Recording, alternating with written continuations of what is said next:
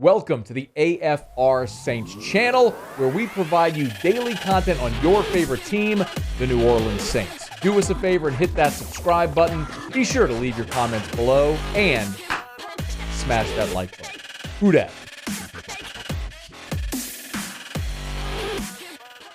All throughout this Saints training camp, we looked at a couple of positions and thought, maybe those positions are weaknesses that the Saints are kind of turning into what look like strengths. The Saints have added Kenny Stills to their practice squad, and I think this is a super interesting move for New Orleans.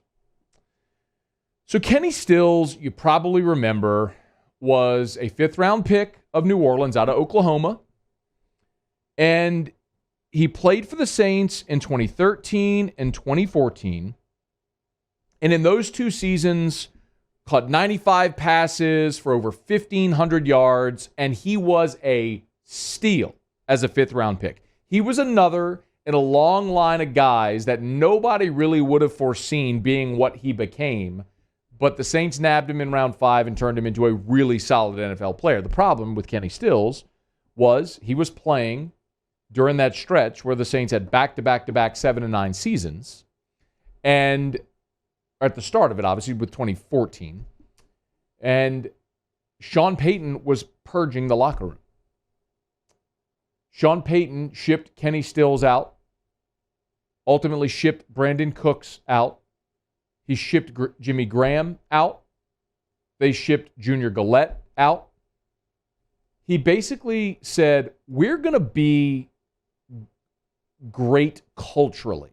A place where the guys who are here are bought in, they want to be here, and we're going to win together. We're all going to be aligned. And Kenny Stills is one of those guys. It was surprising when they shipped him out. They moved him for a third-round pick. Now Kenny Stills is 29 years old. He's in his 9th NFL season. And I can't help but wonder if maybe this is an opportunity, like we've seen with a couple of other guys from the Saints era who have come back. We saw P-Rob leave and come back. We saw Malcolm Jenkins leave and come back. And now here's Kenny Stills, probably on the last leg of his career, in his 9th NFL season. He was just cut by Houston. He played really well in Miami and then went to Houston and was cut by Houston. And now the Saints have signed in their practice squad. Now, it's quite possible that the Saints are just adding Kenny Stills as a what if, as a maybe there on the practice squad, that he won't really contribute. Maybe he won't. And when I look at Kenny Stills over the last 4 years, we have seen a noticeable regression in the last 4 seasons. 2017 in Miami, he had 58 receptions for 840 yards. Following year, 37 catches for 553. It's pretty flat the following year, 40 for 561. And then last year in Houston, played just 10 games, didn't start any, had just 11 catches for 144 yards. You have seen that regression as he's gotten older.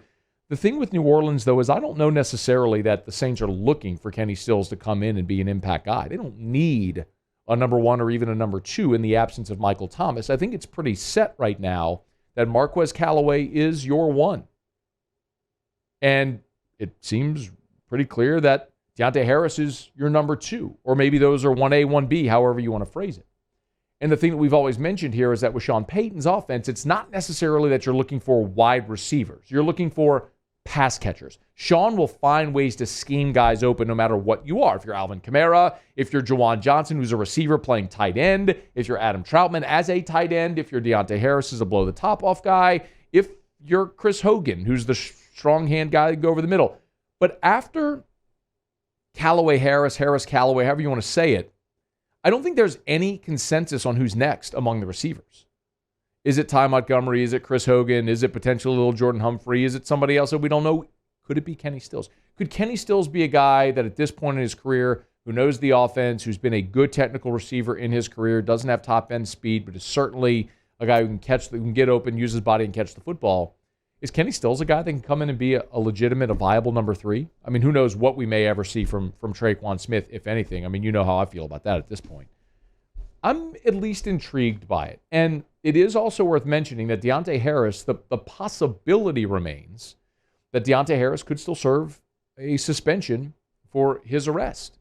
And if he does, then maybe you sign Kenny Stills off the practice squad to the active roster, and he could be a guy who knows your offense and is a really experienced wide receiver. Different skill set from Deontay Harris, obviously, but you also have Marquez Callaway, who has deep threat ability. I like adding Kenny Stills. I like what Kenny Stills could bring you offensively, and certainly it speaks to second chances, which we've seen the Saints do successfully with guys like Patrick Robinson and Malcolm Jenkins. The other interesting tidbit is the Saints have signed Austin Reiter. I'm a little bummed for Will Clapp. Of course, Will Clapp's an LSU guy who made this team but is starting the season on IR. And, of course, Clapp made it as the backup interior guy, center guard. We saw in the first preseason game, Erik McCoy started it, and after a couple of series, Will Clapp played the rest of the game at center.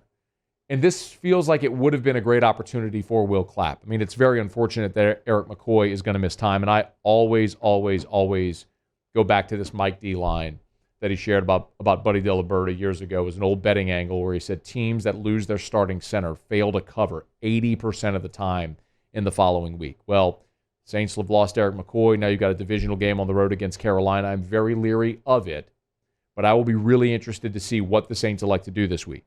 Cesar Ruiz slid over and played center. Calvin Throckmorton went in and played guard. It was flawless. Nothing went wrong for New Orleans, really, on Sunday in Jacksonville against the Packers.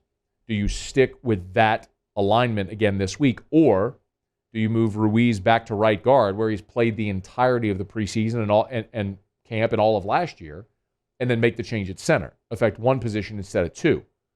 I personally believe in the notion that you get your best 5 linemen on the field. And if your best 5 include Ruiz and Throckmorton, roll with it.